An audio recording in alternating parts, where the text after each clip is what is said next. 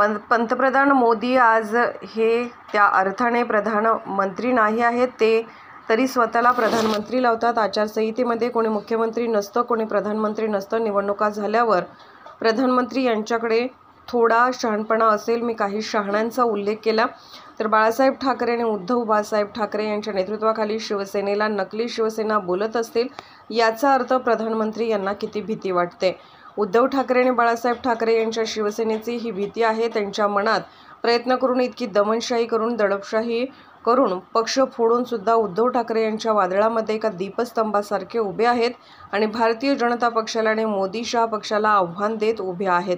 वादळ अंगावर झेलून शरद पवार ठामपणे उभे आहेत।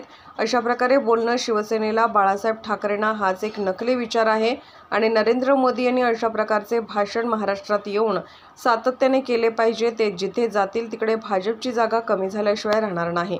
नरेंद्र मोदी आणि त्यांचे सर्व सहकारी ज्याप्रमाणे लटपटत आहेत उद्धव ठाकरे यांच्या समोर, त्यातून त्यांना हे सर्व त्यांच्या तोंडून बाहेर पडत आहे।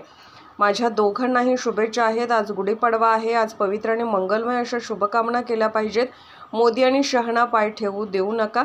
महाराष्ट्रात असं राज ठाकरे यांची भूमिका होती, त्याच्यामुळे त्या मताशी महाराष्ट्र सहमत आहे। तरी देवेंद्र फडणवीस आपण त्यांना एकत्र येऊ असं काही म्हणत आहेत। ही त्यांच्या अकलेची दिवाळखोरी आहे। मोदी शहाणा पाय ठेवू देणार नाही, हे महाराष्ट्राचे दुश्मन। आता महाराष्ट्राच्या दुश्मनांना मोदी किंवा अमित शहांना कोण पाय ठेवू देत नाही, पाय ठेवू देत आहे मुंबईत आणि महाराष्ट्रात, हे आम्हाला पाहायचं आहे। आज गुढीपाडवा आहे, हिंदू नवीन वर्ष आहे, महाराष्ट्राचं नवीन वर्ष आहे। उत्साह आहे महाराष्ट्रात फार मोठ्या प्रमाणात। त्याच्यामुळे आजच्या दिवशी मी सगळ्या पत्रकारांना, माझ्या सर्व पत्रकार सहकाऱ्यांना, महाराष्ट्राच्या जनतेला शुभेच्छा देतो। महाराष्ट्रात निवडणुकांचं वातावरण आहे आणि आजच्या शुभ मुहूर्तावर आम्ही महाविकास आघाडी एकजुटीचं प्रदर्शन करेल। आज शिवालयामध्ये 11 वाजता संयुक्त पत्रकार परिषद आहे। त्यात माननीय शरद पवार साहेब, माननीय उद्धव ठाकरे साहेब, काँग्रेसचे ज्येष्ठ नेते बाळासाहेब थोरात, पृथ्वीराज चव्हाण, नानासाहेब पटोले हे सगळे उपस्थित राहतील। याशिवाय समाजवादी पार्टी, शेका पक्ष, डावे पक्ष, कम्युनिस्ट दोन्ही, CPIM, कपिल पाटील यांच्या नेतृत्वाखालचा त्यांचा पक्ष, असे सगळे पक्ष हे तिथे उपस्थित राहतील आणि आम्हाला खात्री आहे ही एकजूट महाराष्ट्रामध्ये कायम राहील आणि आम्ही 35पेक्षा जास्त लोकसभेच्या जागा जिंकू। हे आजच्या शुभ दिनी आम्ही जाहीर करायला अजिबात आम्ही मागे पुढे पाहणार नाही। आम्ही 35पेक्षा जास्त जागा जिंकू। काही लोकांचं मिशन असतं आम्ही 48च्या 48 जिंकू, 45+ मिशन। आमचं नाही, आम्ही 35पेक्षा जास्त जिंकू। मग 35पेक्षा जास्तमध्ये मग ते 40 असतात, 45 असतात, पण 35 मात्र पक्क्या। सर, 3.5 मुहूर्तांपैकी आजचा एक महत्त्वाचा मुहूर्त मानला जातो आणि अशाच दिवशी महाविकास आघाडीची पत्रकार परिषद आहे। विजयाची गुढी महाविकास आघाडी 3.5 मुहूर्तांपैकी एक मुहूर्त आहे, हे खरं आहे। आणि आजच्या दिवसाला आपल्या कॅलेंडरमध्ये असेल, आपल्या जीवनामध्ये, आपल्या संस्कृतीमध्ये फार महत्त्व आहे। महाराष्ट्राच्या राजकारणामध्ये जे 3.5 शहाणे आज आपल्याला दिसत आहेत, महाराष्ट्राच्या राजकारणामध्ये जे 3.5 शहाणे आहेत, त्या 3.5 शहाण्यांना आव्हान देण्यासाठी आम्ही आजचा मुहूर्त निवडला आहे। 3.5 मुहूर्तापैकी एक।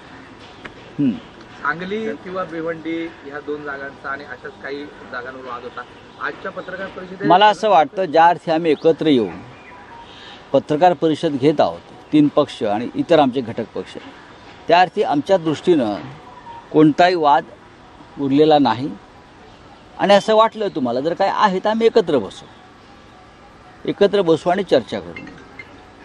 मी कालही सांगितलं की आघाडीमध्ये किंवा गठबंधन याच्यामध्ये एखाद दुसऱ्या जागेवरून शेवटपर्यंत चर्चा होत असते आणि ते अपेक्षित आहे. अनेक वर्षे वेगळ्या पद्धतीनं आपण काम करताना एकत्र येतो. प्रत्येक जागेवरती आपले कार्यकर्ते काम करत असतात. सांगलीसुद्धा मी मानतो किंवा भिवंडीसुद्धा मानतो की अनेक पक्षाचे लोक काँग्रेस तिकडे अनेक वर्ष लढत आली स्वातंत्र्यापासून. मी विश्वजित कदम आणि विशाल पाटील या दोन्ही सांगलीकर नेत्यांच्या भावनांशी मी सहमत आहे एक राजकीय कार्यकर्ता म्हणून. त्याचप्रमाणे भिवंडीतील सुद्धा राजकीय कार्यकर्त्यांच्या भूमिकांशी मी सहमत आहे. त्याचप्रमाणे रामटेक, अमरावती, कोल्हापूर जिथे आमच्या जागा आम्ही काँग्रेसला सोडल्या तेथील शिवसैनिकांच्या ज्या भावना आहेत त्या संदर्भात जागा सोडण्यासंदर्भात त्यांच्याशी मी सहमत आहे. हे होत असतं. पण शेवटी आपल्याला या देशात हुकुमशाहीविरुद्ध लढताना काही गोष्टी स्वीकाराव्या लागतात, काही गोष्टींचा त्याग करावा लागतो. पंतप्रधान काल एक साहेब तुम्ही अर्ध्या शाण्याच्या 3.5 मुहूर्तांपैकी 3.5 शाणे म्हणाले, तर हे अर्धा शाणा नेमका कोण आहे? अर्धा शाणा नेमका कोण आहे? आज गुढीपाडवा आहे. त्या अर्ध्या शाण्याची झोप कशाकरता उडवत आहे उद्या सांगेन तुम्हाला मी नक्कीच. पण हे सरकार आणि महाराष्ट्रातले त्यांचे सगळे लोक हे 3.5 शहाणेच आहेत. ते पूर्ण शहाणे नाही आहेत आणि 3.5 शहाण्यानेच महाराष्ट्राचं राज्य बुडवलं होतं. प्रधानमंत्री मोदी म्हणजे आज ते प्रधानमंत्री त्या अर्थानं नाही आहेत तरी ते स्वतःला प्रधानमंत्री लावतात. आचारसंहितेमध्ये कोणीही मुख्यमंत्री नसतो, कोणी प्रधानमंत्री नसतो. निवडणुका जाहीर झाल्यात. प्रधानमंत्री मला असं वाटलं त्यांच्याकडे थोडं तरी शहाणपण असेल.